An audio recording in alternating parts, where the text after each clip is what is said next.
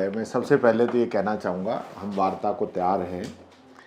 सत्ता पक्ष के लोग कह रहे हैं कि विपक्ष नहीं चाहता वार्ता हो, तो हमसे किसी ने संपर्क नहीं किया है। संपर्क किया है तो हमने जवाब भी दिया है।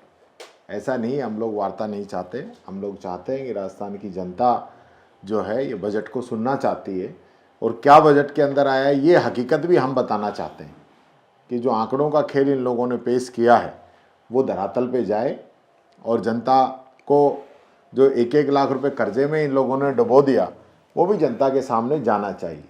इसी चीज़ से लोग घबराए हुए हैं। नहीं तो सत्ता जिस प्रकार घमंड और अहंकार के अंदर निर्णय कर रही है, ये निर्णय होते नहीं हैं। मंत्री जो मर्जी बोले, और वो टिप्पणी हम निकलवाने की बात करें तो हमारे सदस्यों को निलंबित कर दें, और उसके बावजूद 3-3 रात हम लोग वहाँ पे रुकें, 3-3 सदस्य हमारे खेद प्रकट कर दें, और वो टिप्पणी आज भी है। मंत्री 2 शब्द नहीं कह सके। मेरे कोई 20 बार आग्रह करने के बावजूद भी मंत्री के द्वारा 2 शब्द इन लोगों ने नहीं बुलवाए। मैंने रिक्वेस्ट की संसदीय मंत्री से, आसन से, सचेतक से, स्वयं मंत्री से कि आप लोग आगे बढ़ के इस चीज़ को क्लियर कीजिए। मुख्यमंत्री जी से भी मैंने बात करी कि आप सदन के नेता हैं, इससे पहले भी कभी गतिरोध हुए हैं तो स्वयं मुख्यमंत्री आते रहे, चाहे गहलोत जी हैं, वसुंधरा जी हैं, भैरव सिंह शेखावत साहब हैं, वो आए खुद चला के। ऐसे गतिरोध बनने पर ये सारा सदन का नेता आके कोई बात कह देता है तो माफ़ी वाफी सब चैप्टर ही क्लोज हो जाता है, किसी को बोलने की जरूरत नहीं रहती। पर सदन के नेता को भी फुर्सत नहीं है, और जिस प्रकार का गतिरोध पूरे सदन के अंदर बना रखा है, वो बातें सारी सिर्फ एक काम करने के लिए, क्योंकि मंत्रियों की जो परफॉर्मेंस है वो परफॉर्मेंस खुद मुख्यमंत्री जानते हैं। मुख्यमंत्री जी ने 10 बार मंत्रियों को फटकार लगाई है। आप इनके अखबारों की हेडिंग भी देख सकते हैं कि मुख्यमंत्री ने मंत्रियों से कहा इनकी विधायक दल की बैठक के अंदर कि आप तैयारी करके आएँ। मंत्रियों की कोई तैयारी नहीं होती है और इनकी फजीहत ज़्यादा होती है, तो इन्होंने ये तय कर लिया है कि सदन नहीं चले तो ज़्यादा बढ़िया है। और मेरे को तो ऐसा अंदेशा है कि ये लोग बजट को यूँ कर करा के निपटाने के चक्कर में है कि सदन चले ही नहीं। सदन चलेगा तो इनकी किरकिरी होगी, क्योंकि काम किया नहीं है। एक छोटी सी बात मैं पूछ लेता हूँ, इन्होंने पहले बजट के अंदर कहा कि हम 1 लाख नौकरी देंगे, दूसरे बजट के अंदर कह दिया हम 4 लाख नौकरी देंगे, और तीसरे बजट के अंदर कह दिया 1.25 लाख नौकरी देंगे। 3-3 बजट ये पेश कर चुके हैं। मैं पूछना चाहता हूं, नौकरी कितनी दी है? आपने खुद विज्ञप्ति निकाली हो, पेपर कराए हो और नियुक्ति दी हो, वो आंकड़े आप जारी कर देना, मैं मान जाऊंगा आपने बजट की घोषणाओं को पूरा कर दिया। ऐसे थोड़ी ना चलता है, जो मर्जी जो बोल रहे हैं और विपक्ष उन चीजों को टोके नहीं। अब जो क्वेश्चन थे, रफीक खान जी बैठे हैं, इन्होंने क्वेश्चन पूछा कितनी लखपति दीदी आपकी बजट घोषणा है, तो इन्होंने कहा बजट घोषणा से भी ज्यादा हमने 15 लाख से भी ज्यादा जो है लखपति दीदी हमने बना दी। तो इन्होंने पूछ लिया कि लखपति जो दीदी जो बनी है उनको बजट कितना दिया है आपने। लखपति आप तभी तो मानेंगे कि उसको 1 लाख से ज्यादा की उसकी आपने क्षमता बना दी हो, हैसियत बना दी हो। तो उन्होंने कहा वो तो हमने नहीं दिया 1 रुपया भी, तो फिर किस चीज की आप लखपति दीदी बना रहे हो। तो ये सारी बातें हैं। ये गतिरोध जो है इस वजह से नहीं टूट रहा कि सत्ता पक्ष जो है घबराया हुआ है, सदन चलाना नहीं चाहता। विपक्ष बैठेगा तो इनको दिक्कत आएगी, इसलिए सारे नाटक ये लोग रच रहे। मैं फिर कहना चाहूँगा, मीडिया के माध्यम से कहना चाहूँगा, आज महाशिवरात्रि का दिन है, भोले बाबा का दिन है, जिन्होंने आज के विष पिया था, जिन्होंने शंकर भगवान ने।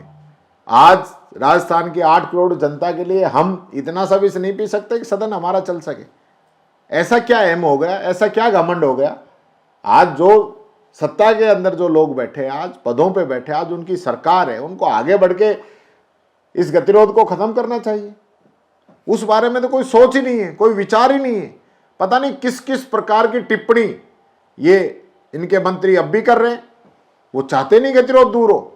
अविनाश गहलोत फिर वापस दूसरी टिप्पणी कर रहा है, संसदीय मंत्री फिर टिप्पणी कर रहे हैं, वह दिलावर जी अलग टिप्पणी कर रहे हैं। प्रभारी राधा मोहन, जिसकी जिम्मेदारी होती है, उसकी जिम्मेदारी होती है प्रभारी की कि वो अपने राजस्थान की जो बीजेपी है वो अगर कोई गलत काम कर रही है तो उनको टोके, वो उसको ताकीद कर रहा है कि नहीं नहीं हमारा मंत्री तो सही कह रहा है। ये ऐसे संस्कार कहां से लेके आए हो आप? क्या आपकी सोच है? क्या जनता के प्रति आपकी जवाबदेही है? किस जनता ने आपको चुन के यहां पे भेजा है, तो उनकी जिम्मेदारी आप लोगों के लिए है। आज सत्ता के अंदर आप हैं, राज की चाबी आप लोगों के हाथ में है। आप किस प्रकार से राज चलाना चाहते हैं? जो बाबा साहब अंबेडकर ने हमें संविधान दिया, अगर उसके अंदर विपक्ष की भूमिका ही नहीं होती तो हम लोग आते नहीं यहां पे।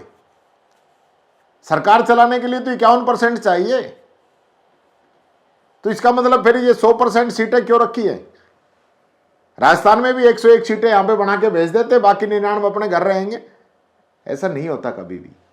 200 जो मेंबर हैं, 200 के समान अधिकार हैं सदन के अंदर, तो उसमें पक्ष विपक्ष कुछ नहीं है, सबकी जिम्मेदारी तय है।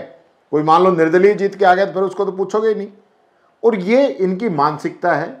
खुद इनके प्रभारी ने जब ये उपचुनाव हो रहे थे तब ये बयान दिया था कि विपक्ष में बैठाने के लिए क्यों भेज रहे हो, क्योंकि उनको हम काम नहीं देंगे, सत्ता के अंदर ही चुन के भेजो जिससे कि लोगों के काम हो।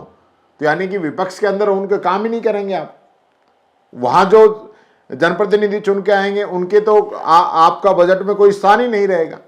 ये बातें नहीं होनी चाहिए। मैं फिर कहना चाहूंगा, सदन के नेता हमारे मुख्यमंत्री जी हैं, भले आदमी भजन लाल जी, वो आगे आए, चर्चा करें, देवनानी जी से चर्चा करें, अध्यक्ष जी से चर्चा करें।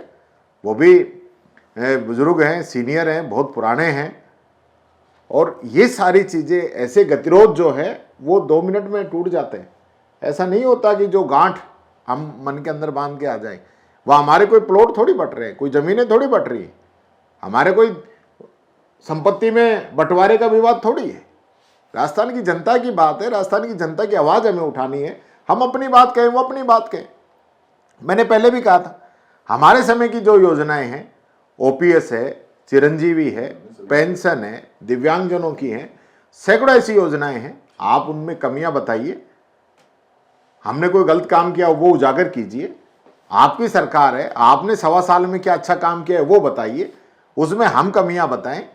ये तो एक स्वच्छ परंपरा कि हम राजस्थान का भविष्य क्या चाहते हैं, राजस्थान को किस ओर लेके जाना चाहते हैं, राजस्थान के युवा जो आज नौकरियों के लिए घूम रहे हैं उनके लिए क्या हमारी प्लानिंग है। राइजिंग राजस्थान में जो आपने इतने 35 लाख करोड़ के एमओयू दिखा दिए, उनकी हकीकत क्या है, उन सब पे चर्चा होनी चाहिए। मैं तो चाहता हूं कि सदन में 2 दिन चर्चा ये राइजिंग राजस्थान पे भी कराएं कि किस प्रकार से इन्होंने काम किया है। ईआरसीपी पे चर्चा कराएं, जिले निरस्त किए उस पर चर्चा कराएं, ताकि जनता को पता तो चले ना कि आपका व्यवहार क्या है, किस आपकी सोच क्या है। आपके लोग अपने जवाब दें, हमारे लोग अपनी बात रखेंगे, तो दूध का दूध पानी का पानी हो जाएगा। तो ये चीजें इनके है नहीं। ये एक और नया प्रोपगंडा चला रखा है 2-4 दिन से कि डोटासरा जी की और जूली जी की आपस में नहीं बनती। क्यों भाई, हमारा क्या विवाद है? हम दोनों तो यहां बैठे हैं आप लोगों के सामने। सिर्फ और सिर्फ आप लोग नहीं चाहते। मैंने पिछली बार भी कहा था, जो नरेगा वाला मैंने बयान दिया था उसमें मैंने कहा मुख्यमंत्री जी बुरा मत मानना, और मेरे को लगता है मुख्यमंत्री जी बुरा ही मान गए उस दिन से। उस दिन के बाद में मेरी स्पीच नहीं होने दे रहे हैं। मेरा जब भी नंबर आता है उनके मंत्री गतिरोध पैदा कर देते हैं। पिछली बार मेरे को बोलना था, किरोड़ी का मुद्दा आया, हम लोगों ने बात रखी और इनके मंत्री बाहर बयान दे गए, विधानसभा के अंदर बयान नहीं दिया। और जैसे मेरा टाइम निकला बयान का, स्पीच का, अगले दिन आके सर्वदलीय बैठक बुला ली और उसमें कह दिया कि मंत्री बयान दे देगा। क्यों भाई, ये बयान तो उसी दिन दिलवा देते। और अब भी यही है, कल क्योंकि मेरी स्पीच है ये लोग डरते हैं, घबराए हुए हैं, क्योंकि इनके सारे आंकड़े मैंने निकाल रखे हैं। तो ये चाहते हैं ये कल स्पीच मेरी निकल जाने दो, परसों देख लेना आप, यही सरकार के लोग आएंगे, समझौता करेंगे, सदन चलाएंगे।